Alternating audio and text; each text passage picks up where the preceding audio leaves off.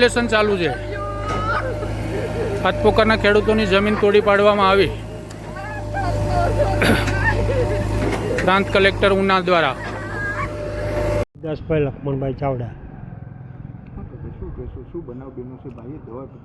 સાહેબ, દવા પીવાનું કારણ એ છે કે આજથી લગભગ 2-3 મહિનાથી આ પ્રાંત અધિકારી છે ગેરકાયદેસર રીતે અમારું ડિમોલિશન કરે છે।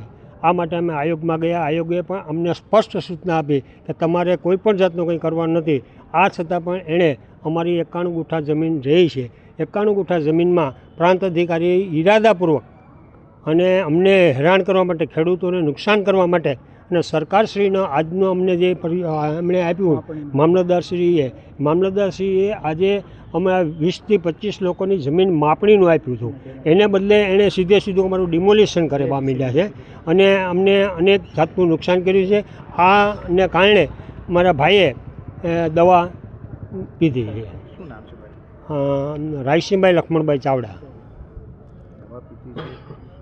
હા, જમીનની મેટર છે, રસ્તાની મેટર છે। જમીનમાં એટલે શું છે કે એને જે બિનકાયદેસર અમારી જમીન છે ને 91 ગુઠા વાસ્તવમાં નીકળે છે અને આ માટે અમે આયોગમાં અને બધામાં કેસ કર્યા છે અને બધામાં તમામ પ્રાંત અધિકારી કે ખુદે લખીને આપ્યું છે કે ભાઈ આવું સંપાદન કોઈ પણ જાતનું થયેલું નથી।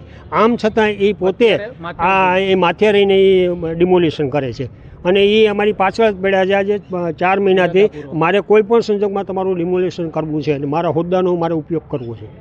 આ પ્રશ્ન છેલ્લા 10-15 વર્ષથી રસ્તાનો પ્રશ્ન હતો અને આ સામે અરજદાર રાજ્ય સ્વાગતમાં ગયા અને એના અનુસંધાનમાં ધોરણસરની માપણી કરી અને આ રસ્તો ખુલ્લો કરાવવામાં આવ્યો છે। કોઈની ખાનગી માલિકીની જમીનને અમે ખુલ્લી કરાવી નથી।